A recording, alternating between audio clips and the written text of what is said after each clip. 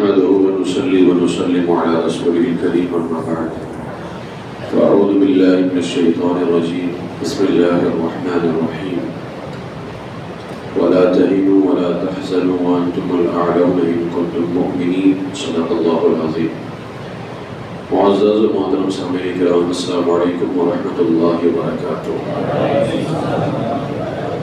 بارگاہ رسالت مآب صلی اللہ علیہ وسلم میں بلند آواز سے محبت کے ساتھ درود پاک کا نذرانہ پیش کریں. اللہم صلی علی سیدنا مولانا محمد معدن الجود والکرم منبع العلم والحلم والحکم وبارک وسلم صلاۃ وسلاما علیک یا رسول اللہ صلی اللہ تعالی علیہ وسلم. نبی اور آل نبی کی بارگاہ میں حصول برکت کے لیے ایک مرتبہ اور پڑھ لیں صلی اللہ علیہ نبی وآلہ صلی اللہ علیہ وسلم صلاۃ و سلام علیک یا سیدی یا رسول اللہ صلی اللہ علیہ وسلم. قرآن مقدس کی جس آیت کریمہ کی تلاوت کرنے کا شرف حاصل کیا ہے، اللہ تبارک و تعالی ارشاد فرماتا ہے وَلَا تَهِنُوا وَلَا تَحْزَنُوا وَأَنْتُمُ الْأَعْلَوْنَ إِن كُنتُم مُؤْمِنِينَ. اور گھبراؤ مت، خوف نہ کھاؤ، غم نہ کرو. وَأَنْتُمُ الْأَعْلَوْنَ إِن كُنتُم مُؤْمِنِينَ. تم ہی غالب رہو گے اگر تم ایمان رکھتے ہو. اس آیت کریمہ کے اندر اللہ تبارک و تعالیٰ نے گویا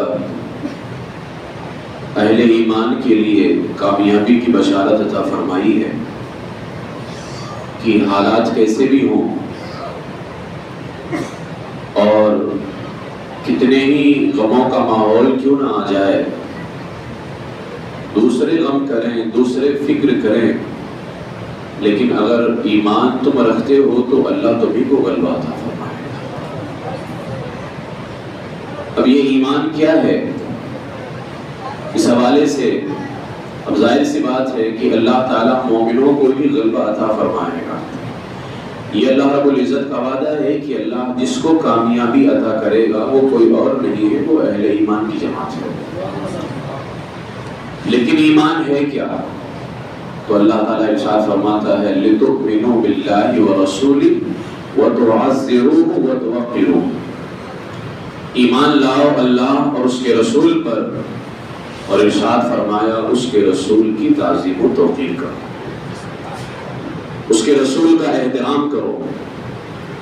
آج جو حالات ہمارے سامنے ہیں، ان حالات کے اندر ہمیں کیا کرنا چاہیے، تو آج میں پہلی چیز آپ کے سامنے پیش کر رہا ہوں.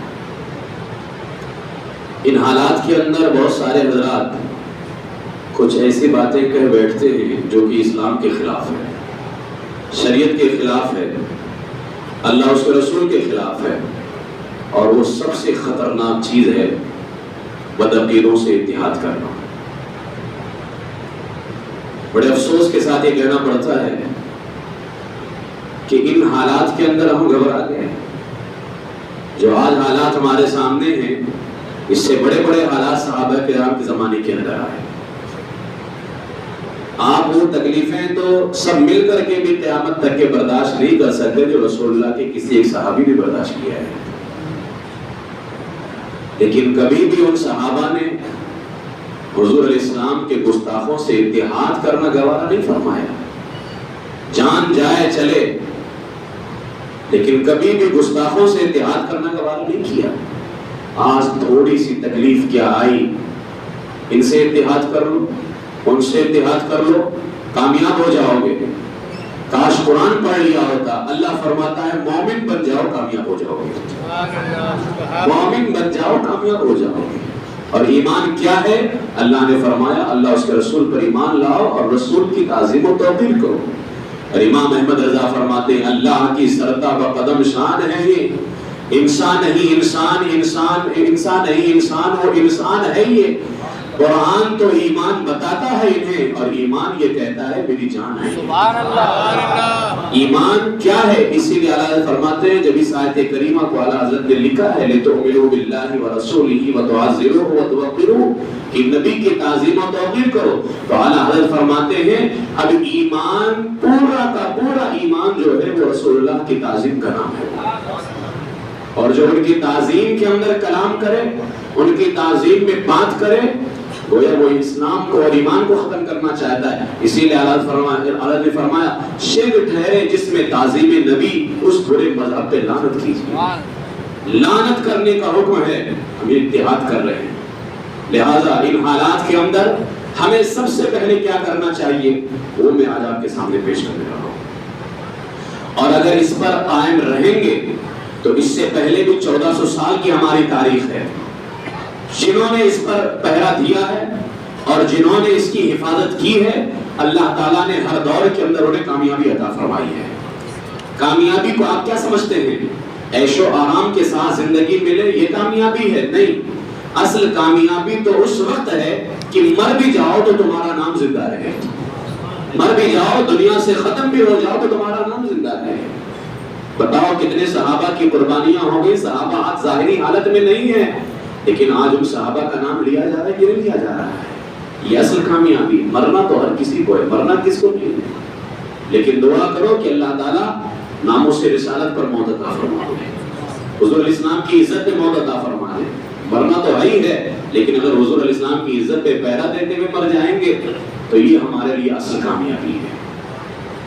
دنیا کے اندر ہر انسان کو اپنی عزت پیاری ہوتی ہے، کون ایسا بندہ ہے جس کو اپنی عزت پیاری نہ ہو؟ بلکہ اپنے گھر والوں کی، اپنے دوست رشتہ دار احباب کی عزت پیاری ہوتی ہے، اور بسا اوقات تو ایسا ہوتا ہے کہ اگر اس کو اپنی عزت کی حفاظت کے لیے دولت خرچ کرنی پڑے تو دولت بھی خرچ کرتا ہے کہ میری عزت بچ جائے۔ گھر والوں کی عزت کو بچانے کے لیے، گھر والوں کی عزت کو محفوظ رکھنے کے لیے اگر جان کی قربانی دینی پڑے تو وہ بندہ جان بھی قربان کر دیتا ہے۔ آخر بندہ کیوں اپنی عزت کے لیے، اپنے گھر والوں کی عزت کے لیے اپنی جان بھی قربان کر رہا ہے، مال بھی قربان کر رہا ہے؟ تو اگر ہمیں اور آپ کو اپنی عزت اتنی پیاری ہے تو یاد رکھ لیں پوری کائنات کی عزت تو در مصطفیٰ سے حاصل ہو۔ اگر ہماری اور آپ کی عزت کی یہ اہمیت ہے کہ ہم اپنی عزت کے لیے مال خرچ کریں، جان قربان کر دیں، تو کائنات کی ساری عزتیں لا ورب العرش جس کو جو ملا ان سے ملا، بڑھتی ہے کونین میں نعمت رسول اللہ کی۔ ساری عزتیں رسول پاک سید عالم صلی اللہ علیہ وسلم کے صدقے ملی ہیں۔ اگر ہم اپنی عزت کے لیے سب کچھ خرچ کر سکتے ہیں، مال بھی خرچ کر سکتے ہیں، جان بھی قربان کر سکتے ہیں، اگر اپنی عزت کے لیے سب کچھ کر سکتے ہیں تو یہ ہماری عزت کیا ہے؟ اصل عزت تو رسول اللہ پاک کی عزت ہے وہ۔ لہذا ایک بیان کے دوران میں مت آئے کیجیے، جو بھی کام رہے بیان سے پہلے کر لیا کیجیے، دے دو اور پھر چاہیے۔ درود پاک پڑھیے، اللہم صلی علی سیدنا مولانا محمد وعلی وسلم، صلاۃ و سلام علیک یا رسول اللہ صلی اللہ تعالی علیہ وسلم۔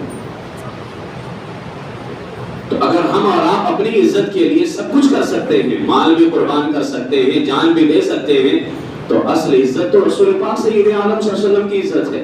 لہذا ہمیں حضور علیہ السلام کی عزت پر پہرا دینے کے لیے سب سے پہلے جان دینے کی باری آئے تو جان بھی دینے کو تیار ہو جائیں، مال قربان کرنے کی باری آئے تو مال بھی قربان کرنے کو تیار ہو جائیں۔ یہی وجہ تھی کہ صحابہ کرام نے اپنی زندگی کی فکر نہ کی، اگر انہیں فکر تھی تو ناموس رسالت کی فکر تھی۔ ہمارے بزرگان دین جتنے گزرے ہیں انہیں اگر فکر تھی تو عزت رسول کی فکر تھی، اور انہوں نے سب کچھ برداشت کیا رسول پاک علیہ السلام کی عزت کی خاطر۔ حضرت حسان رضی اللہ تعالیٰ عنہ نے کہا تھا، حضرت حسان ابن ثابت کو جانتے ہیں، بارگاہ رسول کے شاعر ہیں، آپ نے فرمایا تھا یا رسول اللہ میرے اور میرے باپ دادا کی عزتیں آپ کی عزت پہ قربان ہو جائیں، اس لیے کہ جانتے تھے کہ مجھے جو عزت ملی ہے، میرے باپ دادا کو جو عزت ملی ہے وہ سب رسول پاک کی وجہ سے ملی ہے۔ تو آپ نے فرمایا یا رسول اللہ میری عزت، میرے باپ دادا کی عزت آپ کی عزت پہ قربان ہو جائے وہ۔ ناموس رسالت کے مسئلے کو اتنا اہم نہ جانا کریں۔ ناموس رسالت کا عزت رسول، ناموس کا معنی ہوتا ہے عزت، ناموس رسالت یعنی رسول پاک کی عزت کا مسئلہ۔ یہ کوئی معمولی مسئلہ نہیں ہے. رسول پاک کی عزت کا مسئلہ یہ مسئلہ ہے جو نماز سے بڑھ کر کے مسئلہ ہے. وہ ناموس رسالت کا مسئلہ اسلام کے ہر رکن سے بڑا مسئلہ ہے. اگر حضور کی عزت باقی نہیں رہے گی تو نہ تمہاری نماز باقی رہے گی، نہ تمہارا روزہ باقی رہے گا، بلکہ پورا اسلام باقی نہیں رہے گا. اگر حضور کی عزت باقی ہے تو اسلام باقی ہے، اور اگر حضور کی عزت باقی نہیں ہے تو اسلام ختم ہو جائے گا. لہذا ناموس رسالت کے مسئلے کو آج لوگ سمجھتے ہیں کیا وجہ ہے کہ اس مسئلے پر لوگ جیل جا رہے ہیں. اس مسئلے پر لوگ اس لیے جیل جا رہے ہیں تاکہ اسلام بچا رہے ہیں، دین بچا رہے، قرآن بچا رہے، نماز بچی رہے. اگر یہ ناموس رسالت کا مسئلہ ختم کر دیا گیا تو سب کچھ ختم کر دیا جائے گا، کچھ بھی نہیں بچے گا. اس لیے ناموس رسالت کے مسئلے کو صحابہ کرام نے ہلکے میں نہیں لیا تھا، بلکہ صحابہ کرام نے اپنی زندگی کے اندر جہاں اور مسائل کو رکھا، سب سے اوپر صحابہ نے ناموس رسالت کا مسئلہ رکھا تھا. سب سے اوپر صحابہ کرام نے حضور اسلام کی عزت کا مسئلہ رکھا تھا. اور اگر آپ دیکھیں آج ہر کسی کو یہ فکر ہے کہ نہیں حضور ہمارے لیے دعا کر دیں. کون نہیں چاہتا ہے کہ ہمارے آقا علیہ السلام ہمارے لیے دعا فرما دیں؟ ہر انسان چاہتا ہے. بلکہ یہاں تو حال یہ کہ اگر کوئی پیر صاحب دعا کر دیں یقیناً ان کی دعائیں ہیں، لیکن سب سے بہتر دعا تو رسول پاک علیہ السلام کی دعا ہوتی ہے. حضور علیہ السلام کی دعا سے بڑھ کر اللہ ہماری دعاؤں کو جو قبول کرتا ہے وہ رسول پاک کی دعاؤں کے صدقے میں قبول فرماتا ہے. حضور علیہ السلام اگر کسی کے لیے دعا کر دے، جب ہم سیرت مصطفیٰ کا جائزہ لیتے ہیں، حضور علیہ السلام کی سیرت کا مطالعہ کرتے ہیں، تو آپ دیکھ لیں کہ میرے آقا علیہ السلام نے جہاں بہت سارے لوگوں کے لیے دعائیں کی ہیں، ان میں سے زیادہ تر لوگ وہ ہیں جنہوں نے حضور علیہ السلام کی عزت پہ پہرا دیا اور میرے آقا علیہ السلام نے ان کے لیے دعائیں فرمائی ہیں. اور میرے آقا علیہ السلام نے جن لوگوں کے لیے بددعائیں کی ہیں ان میں بہت زیادہ تر وہ لوگ ہیں جنہوں نے حضور علیہ السلام کی گستاخی کی اور میرے آقا علیہ السلام نے ان کے لیے بددعا فرمائی ہے. اور ناموس رسالت کا مسئلہ اتنا اہم مسئلہ حضور علیہ السلام کی عزت کا کہ اس پر پہرا دینا یہ صرف ہمارا اور آپ کا فریضہ نہیں بلکہ پوری امت مسلمہ کا فریضہ ہے. اس لیے کہ یہ دین کا وہ مسئلہ ہے، حضور علیہ السلام کی عزت کا مسئلہ دین کا، اسلام کا وہ مسئلہ ہے جس پر اللہ تعالیٰ نے خود حفاظت فرمائی ہے. خود اللہ نے اس کی حفاظت فرمائی ہے. آپ قرآن پاک کا جائزہ لیں.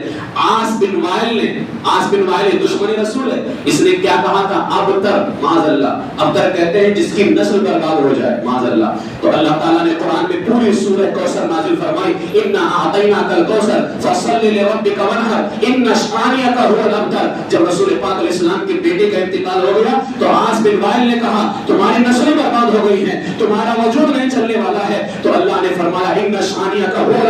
جس نے آپ کو ابتر کہا ہے اس کی نسلیں برباد ہو گئی اور اللہ نے آپ کی شہزادی کے ذریعے پوری دنیا کے اندر آپ کی نسل کو پیدا فرمایا.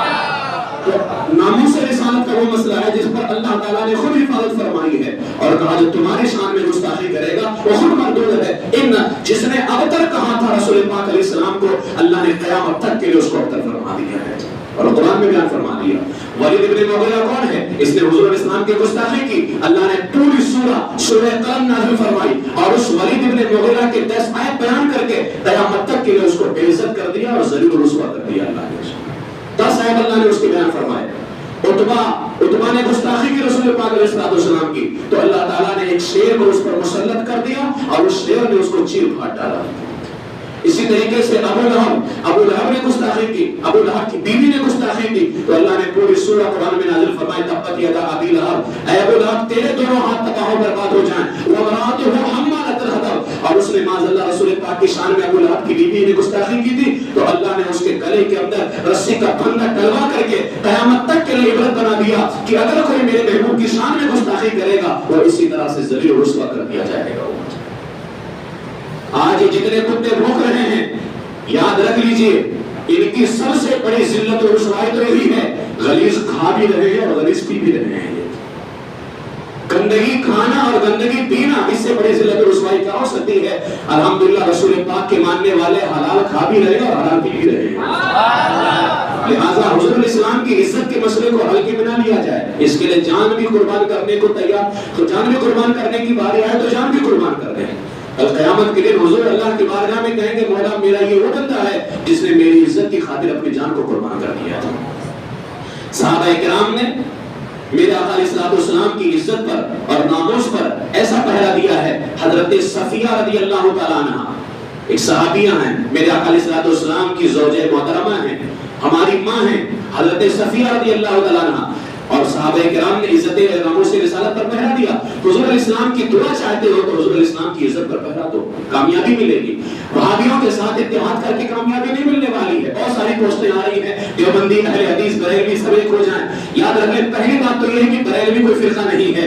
فرقہ جماعت صرف اور صرف اہل سنت و جماعت, جس کو پہچان کے لیے مسلک اعلیٰ حضرت کہا جاتا ہے, یہ مسلک ہے. اور مسلک اعلیٰ حضرت کا اتحاد کسی وہابی کے ساتھ نہیں ہو سکتا ہے. مسلک اعلیٰ حضرت حضور کی عزت پر پہرا دیتے ہوئے کل بھی کامیاب تھا, آج بھی کامیاب ہے, اور صبح قیامت تک کامیاب ہے. ہمیں کاٹ بھی دیا جائے تو ہم وہاں بھی اسے اتحاد نہیں کر سکتے ہیں. ہمیں مرنا گوارا ہے, لیکن جنہوں نے یہ کہا کہ حضور مر کے مٹی میں مل گئے, ہم اسے اتحاد نہیں کر سکتے. مرنا گوارا ہے, گھر میں آگ لگا دو گوارا ہے, میرے ماں باپ کو میرے سامنے مار دو, ہمیں گوارا ہے. لیکن جنہوں نے یہ کہا کہ معاذ اللہ رسول اللہ کے ماں باپ مشرک ہیں, ہم ان سے اتحاد کر لیں. جس طرح کی باتیں کرتے پاگل ہو چکے ہیں لوگ. یہ حالات آج ہمارے سامنے کم آ رہے ہیں. صحابہ کرام نے جو تکلیفیں برداشت کی ہیں, پوری امت مل کر کے بھی برداشت نہیں کر سکتی ہے. یاد رکھیں, آج میرا سب سے بڑا پیغام یہی ہے, سب کچھ برداشت کر لینا, لیکن حضور علیہ السلام کی عزت کی خاطر کسی گستاخ سے اتحاد گوارا نہیں کر سکتے. اور یہی سب سے اہم چیز ہے. اگر اس ناموس پر پہرا دیا آپ نے تو کامیاب ہو جاؤ گے. اس لیے کہ ناموس رسالت پر پہرا دو گے تو حضور علیہ السلام ہمارے حق میں دعائیں فرما رہے ہیں. حضرت صفیہ رضی اللہ تعالیٰ عنہ قید ہو کر کے آئیں. جب یہ قید ہو کر کے آئیں تو میرے آقا علیہ الصلوۃ والسلام نے ان سے نکاح فرمایا. اب میرے آقا علیہ السلام نے جب ان سے نکاح فرمایا, رات کے وقت خیمے کے اندر میرے آقا علیہ الصلوۃ والسلام آرام فرما رہے ہیں. حضرت صفیہ رضی اللہ تعالیٰ عنہ بھی اندر ہیں. اچانک رات کے وقت, آدھی رات کے وقت خیمے کے باہر سے کسی کی آواز آئی. رسول پاک علیہ الصلوۃ والسلام تشریف لائے, باہر آئے تو دیکھا حضرت ابو ایوب انصاری رضی اللہ تعالیٰ عنہ پہرا دے رہے ہیں. ابو ایوب انصاری پہرا دے رہے ہیں. میرے آقا علیہ السلام نے پوچھا, اے ابو ایوب انصاری, اتنی رات کے وقت یہاں کیا کر رہے ہو؟ اب ذرا سنیں حضرت ابو ایوب انصاری رضی اللہ تعالیٰ عنہ کا جملہ کیا ہے. آپ نے فرمایا, یا رسول اللہ, ابھی جنگ ہوئی ہے اور آپ نے صفیہ کے خاندان والوں کو, ظاہر سی بات ہے انہی کے خاندان والوں کے ساتھ جنگ تھی, تو ان کے ماں باپ بھی شہید کر دیے گئے ہیں, ان کے خاندان والے بھی شہید کر دیے گئے ہیں, اور صفیہ نے اسلام قبول کر لیا, آپ کے نکاح میں شامل ہیں. یا رسول اللہ, مجھے خدشہ ہو رہا تھا, فکر لاحق ہو رہی تھی, کہیں ایسا نہ ہو کہ صفیہ آپ کے خیمے کے اندر ہیں اور آپ نے ان کے خاندان والوں کے ساتھ جنگ کی ہے. مجھے ڈر لگ رہا تھا کہیں ایسا نہ ہو کہ ان کے خاندان والے, قبیلے والے, رشتہ دار آپ پر معاذ اللہ رات کے وقت حملہ کر دیں. جب مجھے یہ فکر لاحق ہو گئی تو میں رات کے وقت اٹھ کر کے آپ کے خیمے پر پہرا دے رہا تھا کہ اگر کوئی میرے رسول اللہ کے خیمے پہ حملہ کرے گا تو ابو ایوب انصاری دفاع کرے گا. جب یہ کہا, جب یہ بات کہی, اب آپ بتائیں رسول پاک علیہ السلام کے خیمے کی حفاظت کے لیے ابو ایوب انصاری کو ڈر لاحق ہوا تو رات جاگ کر کے رسول اللہ کے خیمے کی حفاظت فرما رہے ہیں.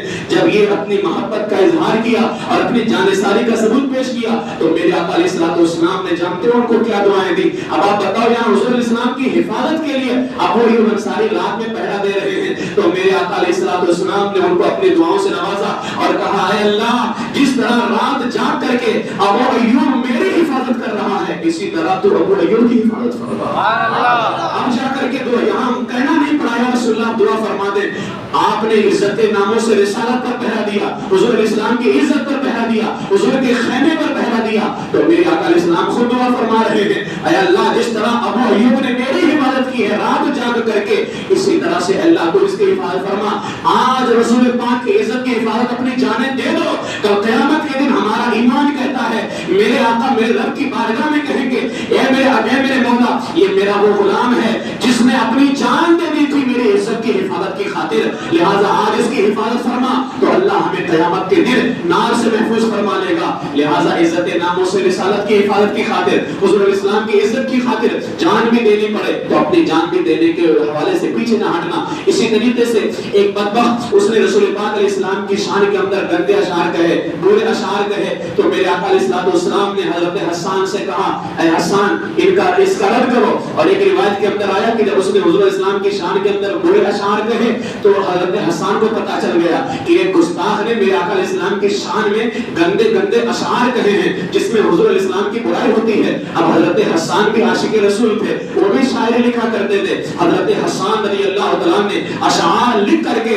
اس کا رد کیا, اور حضرت حسان رضی اللہ تعالیٰ نے ثابت کیا, وَأَجْمَلُ مِنْكَ لَمْ تَرَ قَطُّ عَيْنِي وَأَحْسَنُ مِنْكَ لَمْ تَلِدْ النِّسَاءُ خَلَقْتَ مُبَرَّأً مِنْ كُلِّ عَيْبٍ کأنک قد خلقت کما تشاء، میری آنکھوں نے حضور سے زیادہ خوبصورت دیکھا ہی نہیں ہے، اور دیکھے کیسے جب کسی ماں نے پیدا ہی نہیں کیا ہے، اور ہے بدترین شخص تو کہتا ہے ہمارے آقا علیہ السلام کے اندر یہ عیب ہے، سن خلقت مبرأ من کل عیب، اللہ نے ہمارے آقا کو ہر عیب سے پاک پیدا فرمایا ہے، جیسا رسول اللہ چاہتے تھے اللہ نے ویسے پیدا فرمایا۔ رسول کے اندر، اور جو برا کہہ رہا تھا حضرت حسان نے کہا ارے تو برا کہنے کی بات کرتا ہے، اچھوں میں بھی ان کے جیسا کسی ماں نے پیدا ہی نہیں کیا ہے۔ جب رسول پاک علیہ السلام کو پتا چلا کہ حسان میرے حوالے سے اشعار کہہ کر کے جو برا کہہ رہے تھے ان کو جواب دے رہا ہے، میرے آقا علیہ السلام کے ہاتھ اڑ گئے اور کہا اے حسان اللہ تجھے اس کے بدلے جنت عطا فرمائے گا۔ دعاؤں سے نوازا میرے آقا علیہ السلام نے، لہذا آج ہم اگر تھوڑی سی رد کر دیں ان کا تو ہمارے لوگ کہتے ہیں آپ یہ کیا کر رہے ہیں، ہم نے یہ پتہ کر کے رکھا ہے جنہوں نے ان گستاخوں کا رد کیا ہے، میرے آقا علیہ السلام نے فرمایا اے حسان اللہ تجھے اس کے بدلے جنت عطا فرمائے گا۔ حسان ہمارے آقا و مولا ہیں، لہذا ہم ان کے طریقے پر چلتے ہوئے جو ہمارے آقا علیہ السلام کی شان میں گستاخی کرے گا، چاہے وہ ٹوپی جو ہے ٹوپی کرتا پہن کر کے فریب دے کر کے کرے، ہم اس کے بھی خلاف جائیں گے، اور کوئی ہمارے مقابل میں آ کر کے آئے ہمارے آقا کی گستاخی کرے، جو بھی ہمارے آقا علیہ السلام کی شان میں گستاخی کرے گا ہم اس کا رد کریں گے اور ہم اس کی مذمت کریں گے۔ اسی طریقے سے حضرت سعد بن ابی وقاص رضی اللہ تعالیٰ، یہ سعد بن ابی وقاص رضی اللہ تعالیٰ عشرہ مبشرہ میں سے ہیں، جنگ کے اندر جب جنگ ہو رہی ہے، جنگ میں حضرت سعد بن ابی وقاص رضی اللہ تعالیٰ نے ناموس رسالت پر پہرا دیا۔ اب حضرت سعد جنگ میں ہیں، تیر چلائے جا رہے ہیں، اب بتاؤ کس طرح حضور علیہ السلام کی عزت پہ پہرا دے رہے ہیں، تیر چلا رہے ہیں، اور انداز کیا ہے، تیر اٹھا اٹھا کر کے میرے آقا علیہ السلام دے رہے ہیں، اور جب جب تیر اٹھا کر کے دیتے ہیں، ایک روایت میں کہ 100 تیر چلایا اور 100 مرتبہ اٹھا کر کے میرے آقا علیہ السلام نے تیر عطا فرمایا۔ میرے آقا علیہ السلام کی عزت کی خاطر میرے آقا کے سامنے کھڑے ہو کر کے کافروں پہ تیر برسا رہے ہیں، کہیں کوئی تیر میرے آقا علیہ السلام کو نہ لگے، اگر کوئی تیر کافروں کی طرف سے آئے تو مجھ پر آئے، سامنے کھڑے ہو گئے اور تیر برسانے لگ گئے۔ میرے آقا علیہ السلام تیر دیتے جا رہے ہیں، اٹھا اٹھا کر کے دیتے جا رہے ہیں، اور جب جب تیر دے رہے ہیں کہتے ہیں اے سعد تیر چلاؤ تم پر میرے ماں باپ قربان ہو جائیں، اے سعد تیر چلاؤ تم پر میرے ماں باپ قربان ہو جائیں۔ ہم نے جب تاریخ کا مطالعہ کیا صحابہ میں صرف 3 لوگ ایسے ہیں جن کو میرے آقا علیہ السلام نے فرمایا تم پر میرے ماں باپ قربان ہو جائیں، حضرت طلحہ رضی اللہ تعالیٰ، حضرت سعد رضی اللہ تعالیٰ، حضرت زبیر رضی اللہ تعالیٰ۔ پوری دنیا کہتی ہے فدا کا ابی و امی یا رسول اللہ، اے رسول اللہ میرے ماں باپ آپ کے قدموں میں قربان ہو جائیں، لیکن یہ 3 صحابہ کا نام آیا قربان جائیں تمہارے نصیبے پر۔ دنیا کہتی ہے رسول اللہ آپ کے قدموں میں میرے ماں باپ قربان ہو جائیں، اور میرے آقا فرماتے ہیں سعد تیر چلاؤ تم پر میرے ماں باپ قربان ہو جائیں، تم پر میرے ماں باپ قربان ہو جائیں۔ 100 مرتبہ تیر اٹھا کر کے دیا اور 100 مرتبہ کہا سعد تیر چلاؤ تم پر میرے ماں باپ قربان ہو جائیں۔ حضرت سعد رضی اللہ تعالیٰ تیر چلائے جا رہے ہیں، جب کافروں کو شکست دے دیا، اب میرے آقا علیہ السلام نے جو یہ کہا تم پر میرے ماں باپ قربان ہو جائیں، یہ کوئی معمولی شرف نہیں ہے، یہ کوئی معمولی فضیلت نہیں ہے، لیکن جب حضور علیہ السلام کی عزت پر پہرا دے دیا اور اپنے آپ کو گھائل کروا لیا، اپنے آپ کے جسم پر زخم لگوا لیا، میرے آقا علیہ السلام نے دعا فرمائی اے اللہ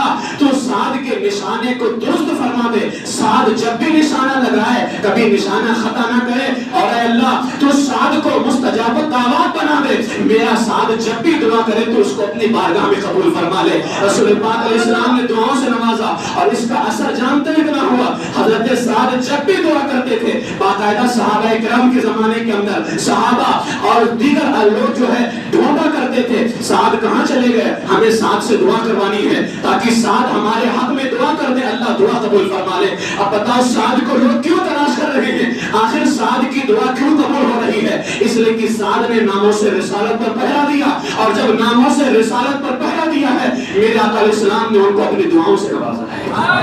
یہ ہے ناموں سے رسالت پر پہرا دینے کا انعام۔ اسی طرح سے میرے آقا و مولا سیدنا مولا علی رضی اللہ تعالیٰ احد کا میدان ہے، احد کے میدان میں جب دیکھ رہے ہیں کافر حملہ کر رہے ہیں، حضرت علی رضی اللہ تعالیٰ حضور کے قریب آ کے کھڑے ہو گئے، میرے آقا نے کہا علی آپ اپنے ساتھیوں کے ساتھ کیوں نہیں چلے جاتے، یعنی دیگر ساتھی کفار کے مقابلے میں تھے۔ جب حضرت علی نے دیکھا کہ بہت سارے تو کافروں کے مقابلے میں صحابہ کرام ہیں، اور دیکھا میرے آقا علیہ السلام تنہا ہیں، فوراً آیا حضور کے سامنے کھڑے ہو گئے۔ جب میرے آقا نے کہا علی آپ اپنے ساتھیوں کے ساتھ کیوں نہیں جاتے، تو میرے آقا مولا سیدنا مولا علی نے کہا یا رسول اللہ آپ کی پیروی کے سوا کہاں جاؤں۔ اتنا کہا ہی تھا کہ اچانک کافروں کا ایک جھنڈ رسول پاک علیہ السلام پر حملہ کرنے کے لیے آیا۔ جب میرے آقا علیہ السلام نے دیکھا تو میرے آقا نے علی سے کہا اے علی ان کافروں کو مجھ سے دور کرو۔ حضرت علی رضی اللہ تعالیٰ نے ان کا ڈٹ کر کے مقابلہ کیا۔ حضرت علی رضی اللہ تعالیٰ نے اپنے جسم پر نیزے بھی کھائے، تلواروں کے زخم بھی کھائے، اور آپ کا بیان خود مولا علی فرماتے ہیں اس وقت میرا کیا حال تھا جب میں رسول اللہ کے سامنے کھڑے ہو کر کے جنگ احد میں اپنے آقا کی حفاظت کر رہا تھا۔ کہتے ہیں اس دن جب آقا کی حفاظت کے لیے میں کھڑا تھا 16 تلواریں میرے جسم پر آئی تھی، 16 تلواریں میرے جسم پر آئیں اور 4 مرتبہ میں زمین پر گر گیا تھا کفار سے مقابلہ کرتے کرتے۔ مولا علی فرماتے ہیں 16 تلواریں تو آئیں اپنی جگہ پر، لیکن جب میں 4 مرتبہ زمین پر گرا، جب گرتا تھا تو دیکھتا ایک خوبصورت جوان آتا، مجھے اٹھاتا اور کہتا علی اٹھو پھر مقابلہ کرو، اللہ بھی تم سے راضی ہے، رسول اللہ بھی تم سے راضی ہے۔ جب گرتا تھا وہ جوان آ کر کے اٹھاتا اور کہتا علی اٹھو مقابلہ کرو، اللہ بھی تم سے راضی ہے، رسول اللہ بھی تم سے راضی ہے۔ مولا علی کہتے ہیں جب یہ جنگ احد ختم ہو گئی میں نے یہ معاملہ اپنے آقا کی بارگاہ میں پیش کیا، یا رسول اللہ جب میں گرتا تھا کوئی جوان آ کر کے اٹھاتا اور کہتا علی اٹھو مقابلہ کرو، اللہ بھی تم سے راضی ہے، رسول اللہ بھی تم سے راضی ہے۔ میرے آقا میں نہیں جان پایا وہ جوان خوبصورت کون ہے۔ میرے آقا نے فرمایا علی جانتے ہو کون تھا؟ آپ نے کہا اللہ جانے اس کا رسول بہتر جانے۔ تو میرے آقا علیہ السلام نے فرمایا اے علی وہ جو جوان تمہیں اٹھانے آ رہا تھا وہ کوئی اور نہیں تھا، حضرت جبریل امین علیہ السلام تھے۔ وہ تمہیں اٹھا کر کے میری حفاظت کے لیے کہہ رہے تھے اٹھو اور مقابلہ کرو۔ جب یہ بات بتائی اور میرے آقا علیہ السلام نے فرمایا وہ جبریل تھے، اب میرے آقا علیہ السلام خود دعا فرما رہے ہیں۔ آپ نے دعا کی اے علی اللہ کی اے اللہ تبارک و تعالیٰ اے میرے مولا علی کی آنکھوں کو خوب روشن فرما دے، علی کی آنکھوں کو خوب روشن فرما دے۔ یہ میرے مولا علی رضی اللہ تعالیٰ نے حفاظت فرما رہے ہیں۔ اسی طرح سے حضرت سعد بن ربی رضی اللہ تعالیٰ جنگ احد میں 70 صحابہ کرام شہید ہو گئے تھے۔ حضرت سعد بن ربی رضی اللہ تعالیٰ احد میں ناموس رسالت کے لیے لڑ رہے ہیں، حضور علیہ السلام کی عزت کی خاطر لڑ رہے ہیں۔ آخر میں جب لڑتے لڑتے آپ کی شہادت کا وقت قریب آیا، جنگ ختم ہو گئی، آخر میں حضور علیہ السلام نے فرمایا جب جنگ ختم ہونے کے بعد کہا کوئی جائے اور دیکھے میرا سعد کیسے ہے۔ اب آپ دیکھیں یہ جملہ کتنا پیار بھرا ہے، حضور علیہ السلام کی عزت کی خاطر لڑو گے، آقا خود پوچھتے ہیں میرا غلام کیسا ہے، خود پوچھتے میرا غلام کیسا ہے۔ اس سے بڑھ کر کے فضیلت کیا چاہیے؟ کہا کوئی جا کر کے دیکھے تو میرا سعد کیسے ہے۔ جب لوگ گئے تو دیکھا کہ جہاں مردے ہیں یعنی جہاں لاشیں رکھی ہوئی ہیں انہیں میں حضرت سعد بھی لیٹے ہوئے ہیں، آخری وقت ہے، آخری سانسیں لے رہے ہیں، بالکل دنیا سے رخصت ہونے والے ہیں۔ اب آخری وقت میں انسان جو الفاظ ادا کرتا ہے وہ بڑے اہم الفاظ ہوتے ہیں، بڑے مبارک الفاظ ہوا کرتے ہیں۔ آخری وقت ہے، آخری سانسیں لے رہے ہیں۔ جب صحابہ کرام گئے اور کہا رسول اللہ پوچھ رہے ہیں کہ سعد کیسے ہیں، آخری الفاظ جب حضرت سعد بن ربی نے ادا کیے تو آپ نے فرمایا اب میرے پاس اتنا وقت نہیں ہے یہاں سے اٹھ کر کے میں رسول اللہ کی بارگاہ میں جاؤں، لیکن اب تم جانا اور میرا جا کر کے میرے آقا کو میرا سلام کہہ دینا۔ آج لوگ سلام پہ جگڑتے ہیں، سلام پیش کرنا چاہیے کہ نہیں کرنا چاہیے؟ صحابہ آخری وقت بھی رسول پاک کی بارگاہ میں سلام پیش کروا رہے ہیں۔ کہا جانا اور میرے آقا کو میرا سلام کہہ دینا اور میرے آقا سے کہہ دینا یا رسول اللہ آپ کو بہتر جزا عطا فرمائے جو امت کی طرف سے اللہ کسی نبی کو عطا فرماتا ہے، میرا سلام کہہ دینا۔ یہ تو رسول پاک کی بارگاہ میں سلام بھیجا۔ جو صحابہ آئے تھے حضرت سعد بن ربی آخری سانسیں لے رہے ہیں، حضرت سعد بن ربی نے اور صحابہ سے کہا جو دیکھنے آئے ہوئے تھے، یہ نہیں کہا اب میری حفاظت کرو، میرا علاج کرو، میں بہت آخری وقت میں ہوں، آخری سانسیں لے رہا ہوں، کچھ نہیں کہا حضرت سعد نے۔ آخری وقت ہے، مسلمان صحابہ جو وہاں پہ آئے تھے ان سے کہہ دیا حضرت سعد بن ربی نے اے صحابہ سنو، اگر میرے آقا علیہ السلام میں تو دنیا سے جا رہا ہوں لیکن یاد رکھنا اگر میرے آقا علیہ السلام کی مدد کے اندر ذرہ برابر بھی تم نے کوتاہی کی تو قیامت کے دن اللہ کی بارگاہ میں کوئی عذر قبول نہیں کیا جائے گا۔ لہٰذا سارے صحابہ مل کر کے اگر جان قربان کرنے کی بات آ جائے تو جانیں دے دینا، لیکن رسول پاک علیہ السلام کی مدد کرنے کے اندر ذرہ برابر بھی کوتاہی نہیں آنی چاہیے۔ یہ آخری پیغام تھے حضرت سعد بن ربی کے۔ جب صحابہ کرام نے یہ جا کر کے حضرت سرور کائنات کی بارگاہ میں پیش کیا، میرے آقا علیہ السلام نے جب اتنا سنا کہ میرا ساتھی میرا جانثار جاتے جاتے میری مدد کرنے کو کہہ رہا ہے، جاتے جاتے یہ کہہ رہا ہے اگر میری مدد میں کوئی کمی ہوئی تو اللہ کی بارگاہ میں کوئی عذر قبول نہیں کیا جائے گا، اب میرے آقا علیہ السلام نے، میرے آقا علیہ السلام کے ہاتھ دعاؤں کے اڑ گئے. میرے آقا علیہ السلام نے اللہ کی بارگاہ میں ہاتھ اٹھا کر کے کہا اے اللہ میں سعد سے راضی ہوں تو بھی سعد سے راضی ہو جا. اے اللہ میں سعد سے راضی ہوں تو بھی سعد سے راضی ہو جا. اب آپ دیکھ لیں میرے آقا علیہ السلام کس کے دعائیں فرما رہے ہیں. حضرت ابو عامر اشعری رضی اللہ تعالیٰ، ابو عامر اشعری رضی اللہ تعالیٰ جنگ حنین کے بعد جب تعاقب میں چلے، یعنی جنگ حنین کے بعد جب کافر بھاگے تو ابو عامر اشعری ان کا پیچھا کہ کافروں کو پکڑا جائے. ابو عامر اشعری کافروں کا پیچھا کر رہے ہیں. ایک کافر نے ابو عامر اشعری کی ران پر ایسا تیر مارا، کافی جو ہے تیر اندر چلا گیا. ابو عامر اشعری رضی اللہ تعالیٰ کے جو بھتیجے تھے ابو موسیٰ اشعری رضی اللہ تعالیٰ، ابو موسیٰ اشعری آئے اور دیکھا کہ میرے چچا ابو عامر اشعری کی ران میں تیر گھسا ہوا ہے. اچانک تیر پکڑ کر کے نکالا. جب تیر پکڑ کر کے نکالا تو حضرت ابو عامر اشعری رضی اللہ تعالیٰ زمین پر آ گئے اور ان کو پتا چل گیا کہ اب میں زیادہ دیر دنیا میں نہیں رہنے والا ہوں، اب میں نہیں بچوں گا. تو حضرت ابو عامر اشعری رضی اللہ تعالیٰ نے حضرت ابو موسیٰ اشعری اپنے بھتیجے کو سے کہا اے میرے بھتیجے میرے آقا کی بارگاہ میں جانا اور میرا سلام پیش کر دینا اور میرے آقا علیہ السلام کی بارگاہ میں میرے لیے دعا کرنے کو کہنا. ابو موسیٰ اشعری کہتے ہیں میرے بھتیجے کا تو انتقال ہو گیا. ابو عامر اشعری کا کیوں انتقال ہوا؟ رسول پاک کی خاطر اپنے ران میں تیر کھایا تھا اور اچانک تیر نکال دیا گیا جس کی وجہ سے ان کا آخری وقت آ گیا. حضرت ابو موسیٰ اشعری کہتے ہیں میں رسول پاک کی بارگاہ میں آیا، کیا دیکھتا ہوں اس وقت میرے آقا علیہ السلام ایک ایسی چٹائی پر لیٹے ہوئے ہیں جس چٹائی کے نشان میرے آقا علیہ السلام کے گورے گورے جسم مبارک پر بنے ہوئے ہیں. جب میں آیا میرے آقا علیہ السلام کی بارگاہ میں نے سارے معاملات کو پیش کیا. اب میرے آقا علیہ السلام نے اپنے ہاتھ دعاؤں کے لیے اٹھا دیا. ابو موسیٰ اشعری کہتے ہیں جب میرے آقا علیہ السلام نے ہاتھ اٹھایا، جب انسان بہت اہم دعا کرنا ہو اور جب کہیں میدان میں نکل کر کے دعا کرنے کا حکم ہو تو حدیث پاک میں آتا ہے کہ میرے آقا علیہ السلام نے ہاتھ کافی بلند کیا، اتنا بلند کیا کہ بغل کے جو بال سفیدی کے بال نظر آئے. ابو موسیٰ اشعری کہتے ہیں جب میرے آقا علیہ السلام نے ہاتھ اٹھایا، اتنا اوپر ہاتھ اٹھایا کہ آپ کے بغل کے بال مجھے چمکتے ہوئے نظر آئے. حضرت ابو موسیٰ اشعری کہتے ہیں حضور علیہ السلام نے ہاتھ اٹھایا اور ہاتھ اٹھانے کے بعد میں دعا کرتے ہیں اے اللہ تو ابو عامر کو جنت میں اعلیٰ درجہ عطا فرما دے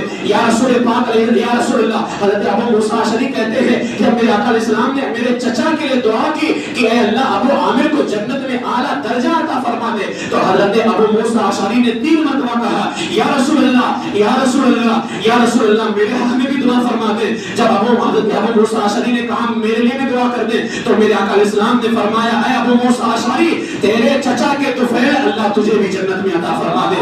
آپ دیکھیں یہاں جس نے عزت رسول پر پہرا دیا ہے حضور علیہ السلام اسے بھی دعاؤں سے نواز رہے ہیں اور اس کے صدقے میں اللہ ان کے چچا کو بھی دعاؤں سے نواز رہے ہیں. یہ میرے آقا علیہ السلام کی دعائیں مل رہی ہیں ان لوگوں کو جنہوں نے میرے آقا علیہ السلام کی عزت و عظمت پر پہرا دیا ہے. اسی طریقے سے حضرت وہب رضی اللہ تعالیٰ، یہ حضرت وہب رضی اللہ تعالیٰ کون ہے؟ حضرت وہب رضی اللہ تعالیٰ یہ ہمارے آقا علیہ السلام کے صحابی ہیں. حضرت وہب رضی اللہ تعالیٰ کا حال یہ تھا کہ میرے آقا علیہ السلام کی بارگاہ میں ہیں. اچانک کافروں کا جھنڈ آیا. جب کافروں کا جھنڈ آیا تو میرے آقا علیہ السلام نے فرمایا من بہذہ الکتیبہ، کون ہے جو ان کافروں کا مقابلہ کرے. اس کے بعد حضرت وہب رضی اللہ تعالیٰ نے کافروں کو پیچھے ہٹایا. پھر اس کے بعد میں جب پیچھے ہٹایا نیزے کھائے زخم کھائے، اس کے بعد پھر کافروں نے حملہ کیا. پھر کہا کہ کون ہے جو کافروں کو دور کرے. حضرت وہب پھر آگے بڑھ گئے. تیسری مرتبہ پھر کافروں کا جھنڈ آیا. حضرت وہب رضی اللہ تعالیٰ 3 مرتبہ کافروں کا مقابلہ کر رہے ہیں، کافروں کو پیچھے ہٹا رہے ہیں.